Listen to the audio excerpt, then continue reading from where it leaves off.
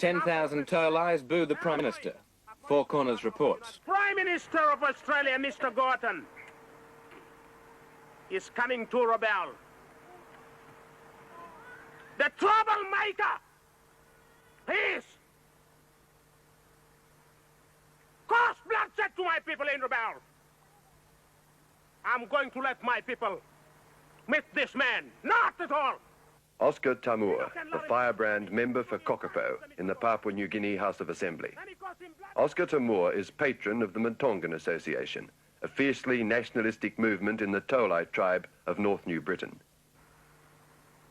Papua New Guinea being like a football ground for the Liberal Party of Australia. That's no good. It's about time the wishes and the ideas of my people followed. Tamur, at 28, is an accomplished orator. He was educated in Australia as an army apprentice.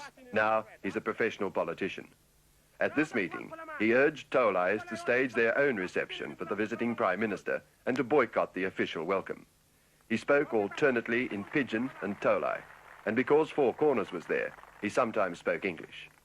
I will stop my people and my children not to meet a man who caused bloodshed to my leaders through his policies. And I will stop my people from meeting him. And up to now, I've been waiting for an answer.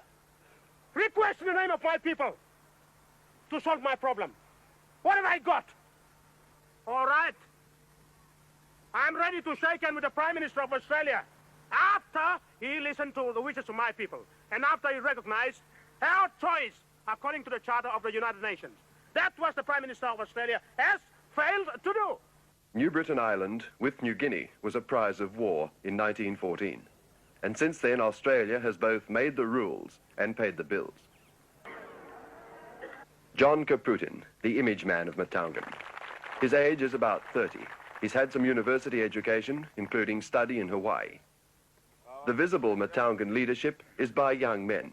Caputin says this is because the young men can speak English, and the only way to talk to white men is in white men's language. Haven't there been some efforts like this by native people before that haven't worked? No. The three projects which were started in the past were all government-sponsored projects. These were the cooperative movement, the savings and loan movement, and the Tolai Cocoa project. These were part of the whole policy of multiracialism in this country. They were not independent as such, that they would move from just being cooperative to something else. You have a reputation of hating the white man. What do you say about this? If anybody who says this about me has no respect for the education which you people have given to us, I think when you have given an education to somebody, you should expect him to be saying something on behalf of his people. But some of the things that you're reported to have said have been interpreted by the white men as hatred for them. Let me make myself clear. I do not write the news articles or the what is being recorded for televisions in the Australian press. The white people do that, and if they want to paint somebody into some kind of picture as being anti-white, they will do that. Tell me about Thursday and what you think is likely to happen. We are turning out the Gazelle Peninsula for Thursday to meet the Honourable Prime Minister of Australia. We will be demonstrating simply to tell to the world that there are the rights of the black people which must be protected. I believe that those rights at the moment are being corrupted by the colonial administration in this country. It's sometimes said of Mentogan that you people are not prepared yourselves to negotiate. Is this true? What we are to negotiate on, we are still in the process of achieving our own government. And until we achieve that, we will not make any compromise with anybody. Things have to be the way you want them? This is our country. We will live here. We will die here. So the government must be ours.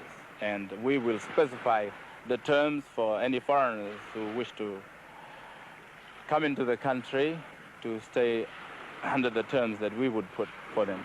Mentogan President Damien Keriku.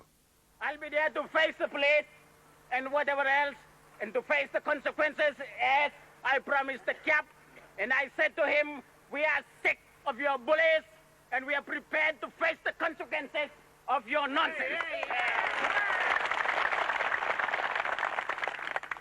So, ladies and gentlemen, I'll be there watching out for you.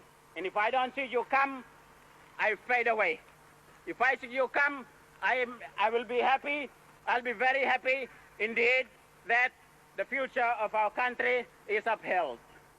From early morning, Mataungans assembled at Rabaul Aerodrome. The association ran a shuttle service from the villages, and about an hour before the Prime Minister arrived, the rousing speeches began.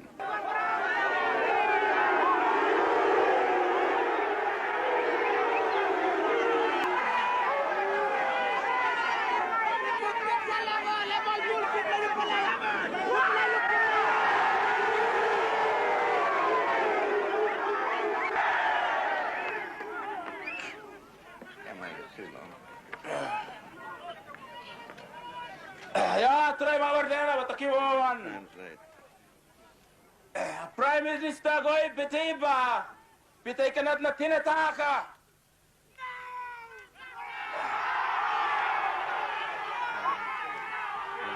Itar pato tipi abat tumalongor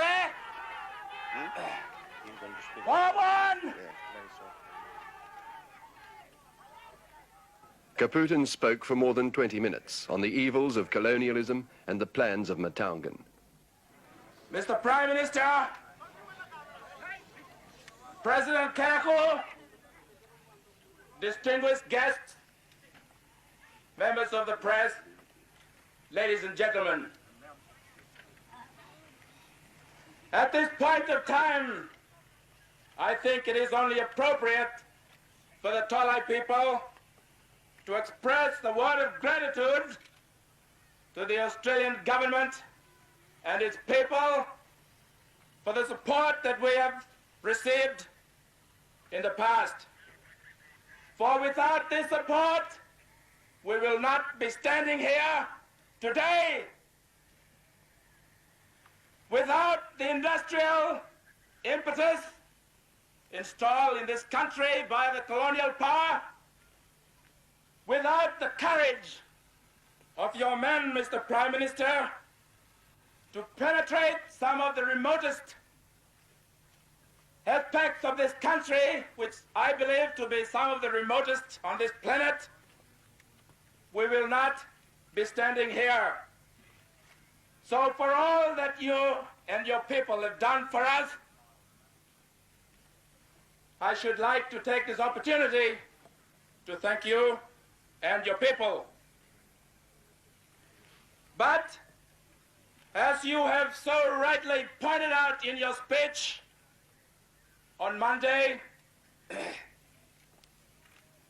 that someday the Australian people will have to say no to the annual grant now made available to Papua and New Guinea.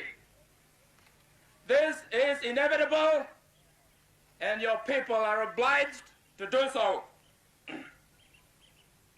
And if the Australian government, or rather when the Australian government forfeit this responsibility, it means that we must depend upon our own national resources